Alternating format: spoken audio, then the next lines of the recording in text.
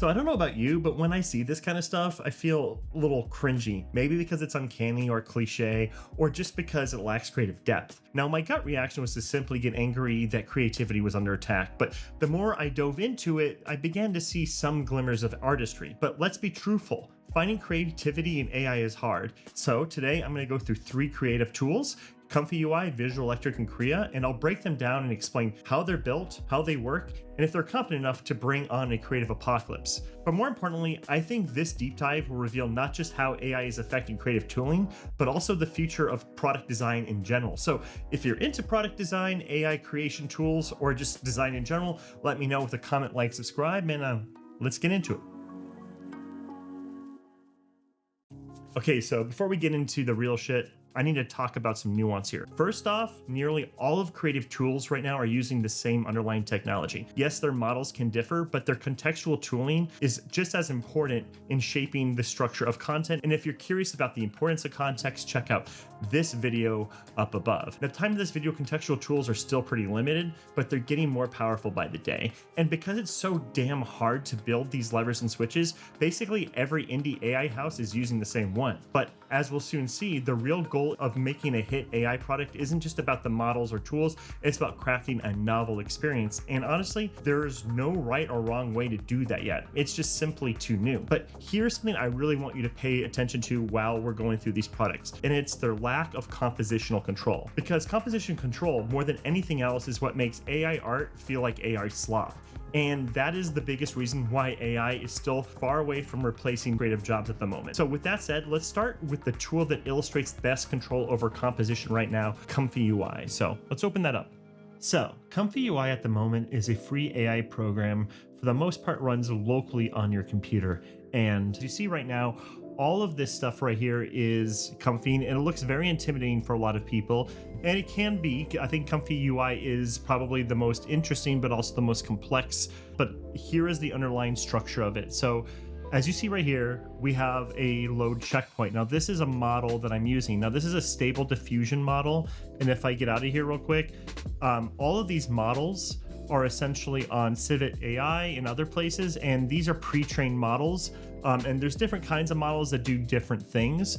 So for instance, this is Cyber Realistic Pony. This is going to give you, I think this is a stable diffusion model that is specifically in the style of this.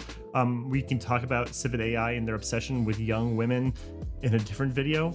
But basically it's going to handle this model, and then it's going to go into 2 prompts, or these are just text strings really. And this is the positive, so something you want inside of the scene. In this case, it's beautiful scenery, nature, glass bottle, landscape, purple galaxy. And then here is the negative.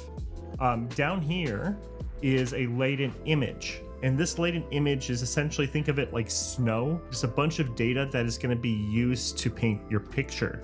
So if we come up here, the positive goes into the positive K-sampler, and the negative goes into the negative K-sampler right here. And then this latent snow image goes into here. Now this is where the complexity of how things work, because every one of these settings is unique to the model and to the lore that you're using. And we'll talk about lores here in a second, but let's just briefly go over this. So a seed is basically used to start manipulating your object. And then you can set this to either be random, so every time you generate, it creates a brand new seed, or you can create incremental, so it just ticks up one at a time, or you can fix it, so you can just keep iterating on the same seed. Cool. The next thing is the amount of steps. So this is the number of steps used to start denoising your snow image to a certain extent. Then we have CFG, and CFG stands for Classifier Free Guidance. Essentially, this is telling the system how much to take your inputs or your prompts, or your context, I should say, literally versus being creative. And the goal here is to get a very specific ratio, and every model is a little bit more finicky. So down here we have our sampler, and this sampler, what does it do? The algorithm used when sampling this can affect the quality, speed, and style of your generated. And again, all of these are unique to the model themselves. Right now, this is set default to Euler. And then the scheduler controls how much noise is gradually removed from the image over time. And so it's a mixture of a combination of mixing these up and this to get what you want. Next is the denoise. How much of that snowy photo do you want to have removed? Now, if you're just doing text to photo, you're gonna want all of it. But if you do an image to image, you may only want part of it, okay? So after that goes in here, it gets decoded, and then you get your image. It seems more complicated than it really is, but don't worry, like the more you play with it, the more interesting it is. Now, the reason why this is important to understand is that every product that we'll be looking at in the future will be a combination of nodes. And with Comfy UI, you can add as many nodes as you possibly want to do text, image, all like voice, everything you want is inside of here. And we'll talk about ControlNet briefly. This is not necessarily a tutorial on Comfy UI, it's just to explain the logic of this and how it's gonna work in other products. One thing I did want to show you before I dove out of my local is basically I'm now using two different things. I'm using a load point checkpoint with the model, and then I'm using a LoRa. In this case, I made a cat that looks like clouds. I would probably want to refine this to make it look better, but let's take a look at this. This LoRa basically will sit next to your model and it will refine things more specifically. So you can train LoRas, which we'll talk about, get into Krea, to do all kinds of things so you can sample different aesthetics or whatever. And this one right now is Aether Cloud LoRa for SDXL with stable diffusion. And then right here, you're gonna see trigger words, and you're gonna wanna put these trigger words into your prompt. So as you see right here, it goes through my model. It goes to Aether Cloud, and this is the LoRa, and I can set the amount of strength. And then I can say a photo of a cloud that looks like a sitting cat, blue sky. And then it gets fed through here, 27, which is unique to my model, and then we get this image. Now, LoRas are going to be super important for us to understand because basically the way you can train things to get an aesthetic that you want, which is super important, is often with a mixture of a model and a LoRa, okay?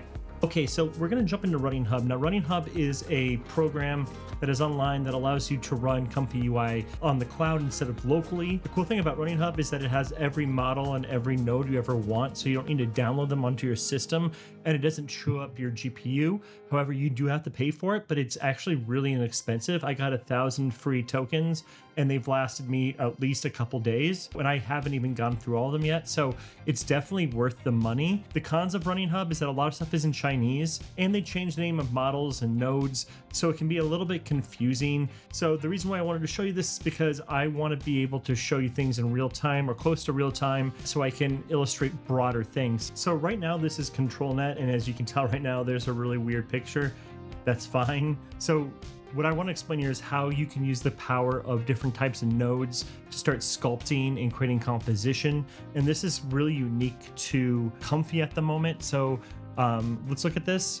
I have my model. It's being fed into my positive and negative prompt. Then I'm using this image of this woman pointing with a camera, and I'm feeding that, and it's creating a image of a woman. So this is going to be used as context, and then that's going to feed it within these prompts. So then it's going through here, and it's getting this really bizarre woman. Right now, I have my strength at 0.5. So if I bring it up to say 0.88, I should probably do 1, but we'll see what happens here. So as you see right now, it's starting to control. I added a monkey in here, so it's just trying to shove this monkey in here. So you can see how you can start posing this a little bit, but let's try something a little bit different. Let's go into here and let's try pose. And let's just run this. And while it chews through this, what we're gonna see is a different form of input, okay? So right now it is taking this input right here of this person. So now it made a skeletal structure of them. And so I just have monkey in here, so it's gonna be freaking weird. So now it has this woman, and see what happens with this image. It's having a really hard time, but it is trying to grab the best position it can with this model. Now, depending on what you wanna do, there's a million different things you can use in here. But for my case, this depth was pretty good. But for the sake of it, I'm just gonna shove this at 1 and see what happens. And as you see, it's having a really hard time. Let's try one more. Line art. So as you see right now, it's gonna create the line art for me. It's going from the pose to the line art, this is going to be very, very similar, I'd imagine, to the first one we did, or the second one we did. Okay, so as you can see, it's taking the lines and trying to manipulate it. This is just one example of what you can do with this. I don't have hyper complex workflows, but I want to show you that this tool allows you to do that really well. Finally, with Comfy UI, what I wanted to show you here is the ability to up-res. Now, with both of these tools coming up, Krea and Visual Electric, they allow you to up-res, but they're not really allowing you to up-res per se. So right now I generated this image of this young woman, and it is at 512 by 512, so it's very, very small. But being able to run this through specific nodes that will upscale it. So here, the same image is at 1024, and then here it is at 2048. So the up-res is really, really good. Because it's trying to create so much data, you're gonna see harsh lines. So you're probably gonna wanna tweak these a little bit to get exactly what you want. But at the end of the day, this is the best form of up-resing I've been able to see. So with all of that said, I think Comfy UI is probably the most complex and offers the most control, and in many ways is the most powerful. You can do video, you can do audio, you can do all of that stuff. But it is very intensive, it is very finicky, and I equate it to a very complex tool like Photoshop versus Krea, which we'll look at soon, and Visual Electric is more like the iMovie. Everything is on rails, and it doesn't allow you to do a whole lot, but it does stuff just well enough for a lot of people. So with that said, let's talk about Krea. So Krea is a creative tool like Comfy UI and others that allows people to create imagery with different forms of context, predominantly static prompts to get what they want. Everything is built on Flux, and they do allow you to have LoRa's. However, Krea is a bit expensive, and they prioritize speed and iteration. So let's take a look at this. So right now I can generate anything I want. So I'm just going to say monkey holding a cow. I'm not sure how this is going to work. I'm going to generate this, and as you see, very, very fast. Now, how useful is this to me? Well, if you're just going to be doing blanket images like that, it's not that useful for the majority of cases. But what I have done is I have taken a couple of hundred different images and separated them and started creating my own equivalent of LoRa. They call them styles. So as you see right now, I have a 3D art human style, I have cute illustrations, and I have cartoonish animals. All of this stuff is being grabbed from the internet that I've designated and then created as a style. So let's use, for instance, let's use this 3D art human as a style. And as you see right now, it adds as a style here. And here I can bring up like the weight of it. If I want it to be heavy, it will be at 1. If I want it at 0, this is the way it's going to interpret and bring in this LoRa. So let's look up princess eating cake. And as you see right now, this style is very, very heavy on this thing that I've pre-designated. So if I bring it all the way down to like 0.5, you're gonna see a completely new style that is still kind of tweaked off of what my LoRa is. If I can add another LoRa if I want, and I'm gonna go into here and I'm just gonna grab a flat, and I'm gonna grab my first LoRa, drag it all the way down so it's not sampling it at all, and I'm gonna bring this new LoRa up, and let's see what kind of imagery it brings me. So as you see, this style is completely different, and this is how you can start dialing in what you want, and this is when it becomes more powerful. I trained this with a lot of Pikmin, so you're going to see a lot of Pikmin everywhere, but let's do a combination of both. So let's do a 50-50. So as you see right now, this is a mixture of both styles, flat and 3D.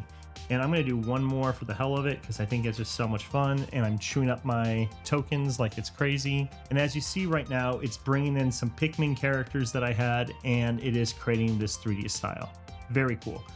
Now, before we get anywhere else, let's add an image to try to reference. And as she's being referenced, now we can use her as a form of input. So I'm going to bring her up to 74, and I'm going to generate. This is going to be using that image along with these other. Very cool. Now let's just do this. So we have this mixture of flat and 3D, and this is really powerful. For the majority of people, this is all they really need. But there are other things inside of Krea. Let's go into generate in real time. In generation, this is actually really cool, but also kind of wonky at the same time. This is all about using multiple forms of reference to try to sculpt what you want, but it's still not very good. So if I, for instance, generate an image, it does it quickly. So I'm going to say princess eating cake. Okay, so we have this princess eating cake, and I'm just going to grab this and I'm just going to paste this in here. And so now with this, I can convert this to 3D. And now what this is going to do, it's going to take this image and make it 3D. So why would we want that? Well, it's a way that we can start sculpting our output. So while this is going, as you see right now, I have this young woman here and that I brought in as well. And so she's being used as reference.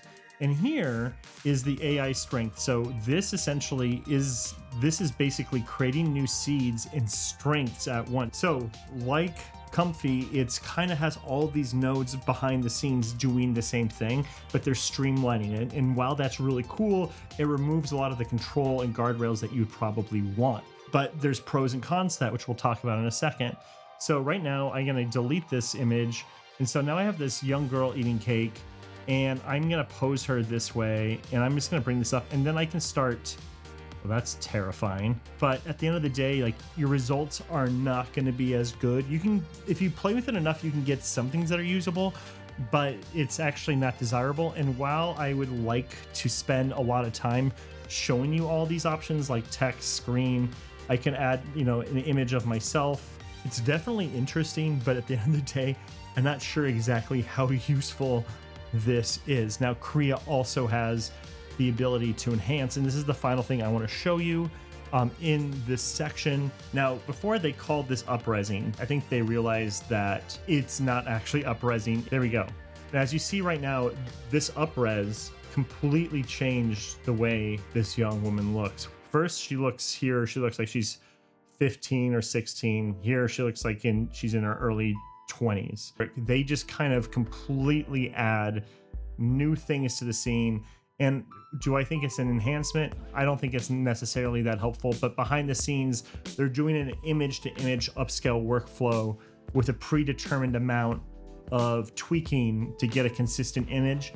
And this is where I think that these tools don't really compare. However, I have been able to create some really cool imagery with this tool, and I think it's a lot of fun.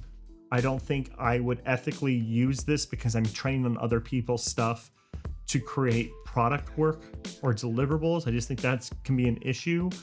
But at the end of the day, like, for people who are just learning about training LoRa's, learning about all of this stuff, I think Krea is a great place to start. But pretty soon you're gonna want to actually keep on composing your stuff, and then Krea just can't really do that right now.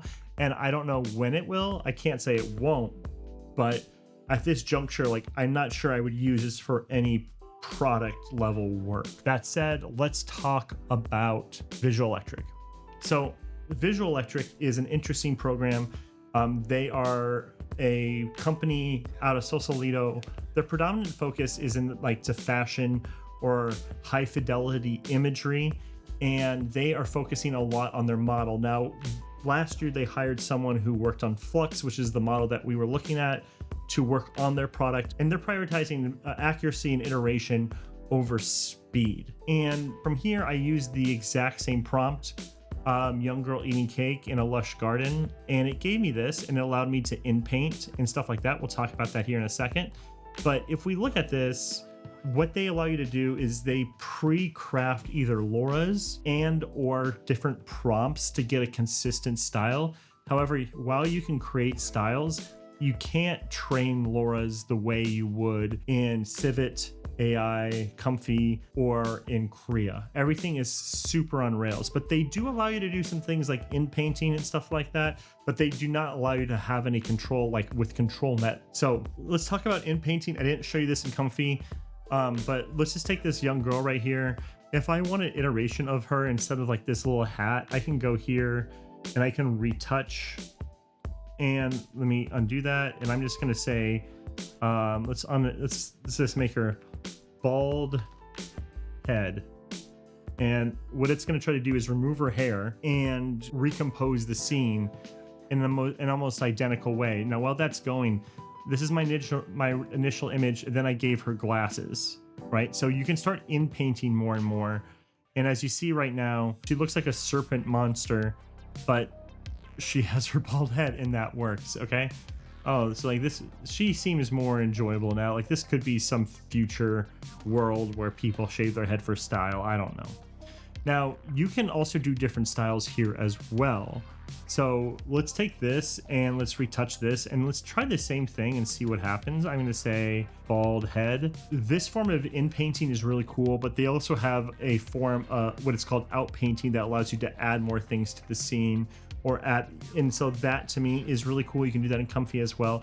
So that was quicker. So as you see right here, this is pretty good. She looks like a clown, but this stuff is super, super powerful. Now, this tool is definitely interesting. I haven't played with it a lot, but this I think is really good if you're doing high fashion photography and if you're just trying to nail a very consistent style that is dictated by this product. I think that behind the scenes, you're seeing a lot of the same things, but they're just keeping it on rails a little bit. Now, before we sign out real quick, I'm going to show you Flora. So Flora AI it's essentially a repackaged and sexier version of Comfy from a visual perspective. What they're doing at the moment is they're doing the node structure, but they only have 3 inputs. They have an image, they have a video, and they have a text. And you can connect those in different ways, but it's also multiplayer. So it's like having Comfy UI online that allows anyone to come in there and manipulate it. Now, these limited amount of inputs at the moment are kind of lame, but they will be able to iterate really, really fast and start adding new nodes all the time, allowing them to productize their product a lot faster than Krea or Visual Electric. I don't know if it will ever get to the point of Comfy, because Comfy has such an amazing open source community that creates a bunch of these plugins for people. But this is definitely really, really powerful, and I would suggest checking out Flora. So with all that said, I hope this paints an interesting picture of like where the visual tools are today. I don't think any of these tools for someone in product design, high fashion, or any of that stuff is really going to take over their jobs, at least not in the next couple of years, because composition is just not there yet. It will one day get there, but at the end of the day, when I'm looking at Comfy UI, I can't pick it up the same way I would pick up an equivalent to Figma. I have to rewrap my head around how I use context and guide context. And that's what these products are doing. Sometimes they do it for you, or sometimes they throw you into the fire and say, figure it out yourself. And while I enjoy all these products and I use them for different things, it just takes a long time to get where we are today from the maturity of Photoshop and stuff like that. Anyway, if you're interested in this kind of content, let me know with a like, subscribe, and comment on which one of these you may find the most interesting. Also, linked down below is a link to the Mainly Human Discord. So with all that, I hope it was useful. And yeah, until next time, everyone, take care. Plus, minus. Peace.